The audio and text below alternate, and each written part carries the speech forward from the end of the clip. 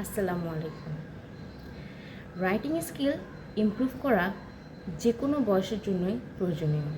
আমরা যে কোনো বয়সে রাইটিং স্কিল ইমপ্রুভ করার একটা প্রয়োজনীয়তা অনুভব করি। রাইটিং স্কিল ইমপ্রুভ করার জন্য অনেক রকমের সলিউশনই অনেকেই দিয়ে থাকে।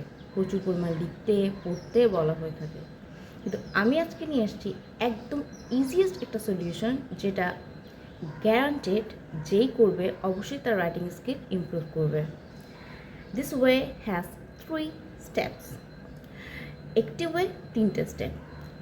আপনি 1 মাসের সময় হাতে নিয়ে এই 3টি স্টেপ ফলো করলেই অবশ্যই আপনার রাইটিং স্কিল ইমপ্রুভ করবে, যেটা আপনি পরবর্তীতে প্রথম দিনের লেখা এবং লাস্টের দিনের লেখার সাথে মিলিয়ে দেখতে পারেন কতটুকু ইমপ্রুভ করেছে।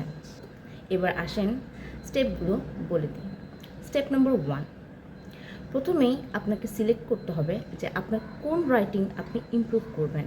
সেটা হতে পারে রিপোর্ট রাইটিং, অথবা এসে রাইটিং, অথবা in general story writing, or যে কোনো নর্মাল রাইটিং। সেটা আপনাকে আগে সিলেক্ট করতে হবে যে আপনি কোন ক্ষেত্রে সেটা ইমপ্রুভ করবেন। যদি এমন হয় যে এসে রাইটিং আপনি ইমপ্রুভ করতে চাচ্ছেন, তাহলে আপনি একটি এসে সিলেক্ট করুন, প্রতিদিনের জন্য একটি করে। সেই একটি এসে আপনি প্রথম থেকে লাস্ট পর্যন্ত রিডিং পড়েন একবার।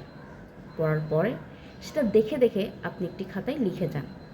এভাবে 15 দিন একটি করে টেক্সট পড়েন এবং সেই টেক্সটটা দেখে দেখে লিখেন।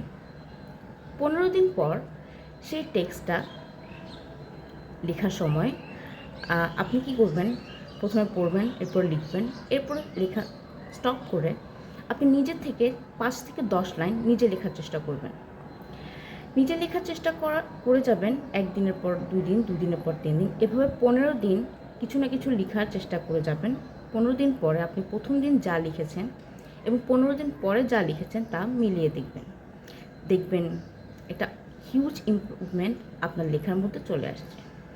তাই এই 3 স্টেপস ফলো করে আপনি আপনার রাইটিং স্কিল ইমপ্রুভ করার চেষ্টা করুন, দেখবেন অবশ্যই আপনার রাইটিং স্কিল ইমপ্রুভ করবে। Thank you.